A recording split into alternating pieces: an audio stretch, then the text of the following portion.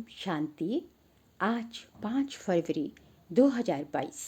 परमात्मा ने कहा, मीठे बच्चे, समझदारपन अपना पोता मेल, मतलब चाल देखो कि कोई कर्मेंद्री धोखा तो नहीं देती।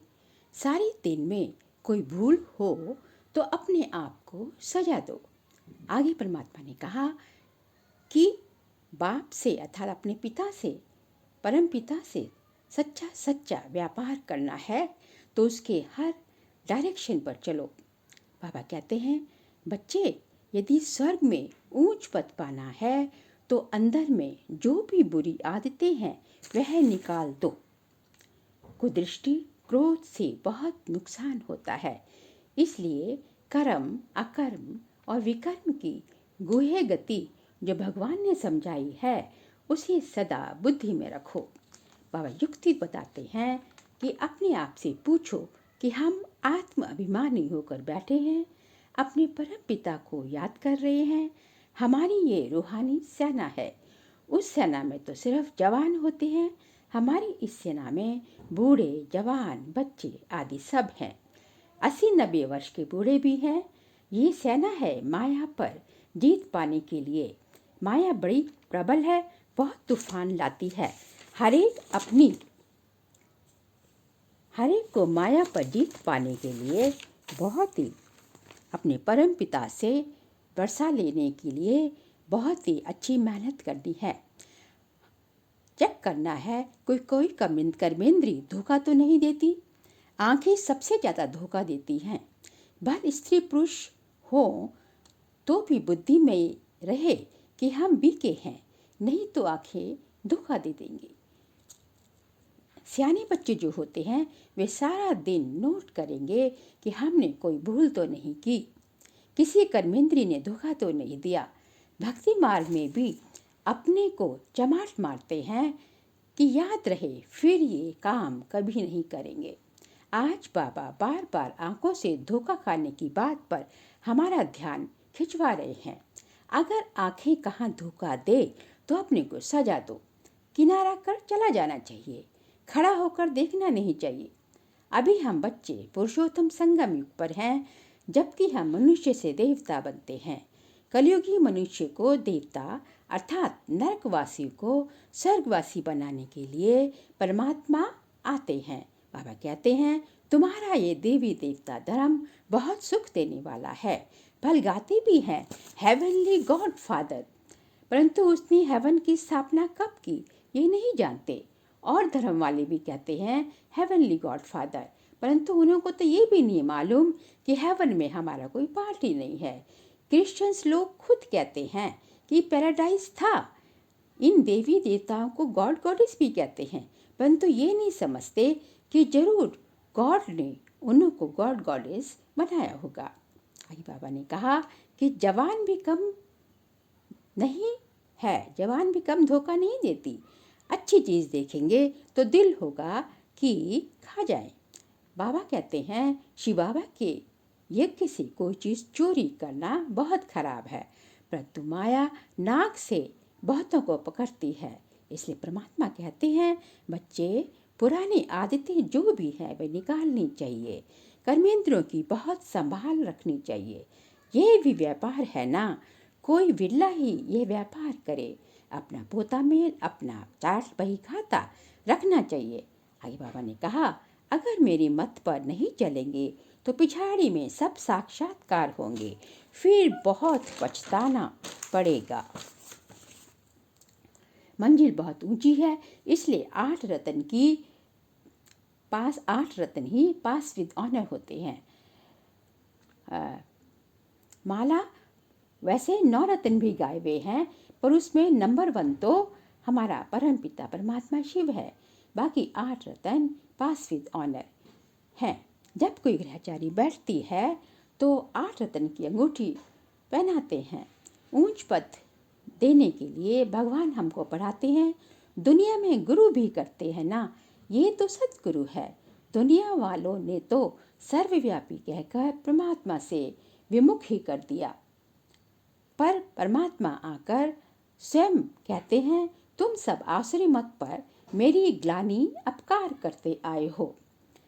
मुझे ठिक्कर भीतर में कह दिया। बाबा कहते हैं हम बच्चों में कोई दृष्टि, क्रोध आदि कुछ नहीं होना चाहिए, अपना ही नुकसान करते हैं। कोई दृष्टि होती है तो उसका भी वाइब्रेशन आता है, दूसरों को भी कशिश होती है। हमें अपने को चेक करना है, किसी भी कर्मेंद्र के वश हो विक्रम तो नहीं बनाया। ये है विक्रम संवत। सतयुग त्रेता में था विक्रमाजीत संवत। फिर जब द्वापर से विक्रम करना शुरू करते हैं तो विक्रम संवत शुरू होता है। अभी परमात्मा हमें कर्म, अकर्म और विकर्म की गति भी समझाते हैं। कर्म तो करना है। सतयुग में हमारा कर्म अकर्म बनता है, क्योंकि सतयुग त्रेता है वर्तमान समय संगम युग का प्रारब्ध। अभी हमें ज्ञान का तीसरा नेत्र मिलता है। त्रिनेत्री त्रिकालदर्शी बनाने वाला एक परम पिता परमात्मा शिव ही है। आधा समय के बाद फिर दूसरे धर्म आते हैं जो वृद्धि को पाते हैं। उनके स्थापन करने वालों को धर्म स्थापक कहा जाता है, ना कि गुरु। सतगुरु तो एक परमात्मा शिव ही है, वही सदगति करते हैं। हमारी है पांडव सेना, हम सब पंडे हैं, गाइड्स हैं, शांति धाम और सुख धाम में ले जाने वाले। बाबा भी लिबरेटर है, गाइड है, हर एक को लिबरेट करते हैं। भगवान कहते हैं मामेकम याद करो तो विकर्म विनाश होंगे। फिर अगर कोई विकर्म किया तो 100 गुना दंड मिलेगा। इसलिए जहाँ तक हो सके विकर्म नहीं करो, जो नाम बदनाम हो और सर्विस की जगह डिसर्विस हो जाए। बाबा कहते हैं ये ज्ञान फिर सतयुग में प्रायलोप हो जाएगा, गुम हो जाएगा। भगवान ही प्रायलोप हो जाता है तो फिर ये ज्ञान कहाँ से मिलेगा। आगे बाबा ने कहा कि सर्विस के लिए हमें कुछ पॉइंट्स बता रहे हैं बाबा कि हम बच्चों को हर एक को भगवान का पैगाम देना है। एरोप्लेन से पर्चे बांटना गिराना भी बहुत अच्छा है। इस युक्ति से कई आत्माएं जगी हैं। कोई ऐसा न रह जाए कि कहे कि हमको मालूम ही नहीं पड़ा कि परमात्मा आया है।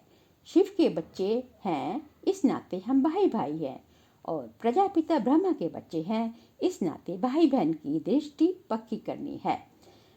परमात्मा में कभी भी संशय नहीं लाना है। प्रेम से अपने परम पिता परमात्मा को याद करना है। आज का वरदान है सदा विजय की स्मृति से हर्षित रहने और सर्व को खुशी दिलाने वाले आकर्षण मूर्त भव। हम कल्प कल्प की विजयी आत्मा हैं। विजय हमारा जन्म सिद्ध अधिकार है। विजय का तिलक मस्तक पर सदा चमकता रहे तो ये विजय का तिलक औरों को भी खुशी दिलाने के निमित्त बन सकता है, क्योंकि विजयी आत्मा का चेहरा सदा ही हर्षित रहता है। हर्षित चेहरे को देखकर खुशी के पीछे स्वतः ही सब आकर्षित होते हैं।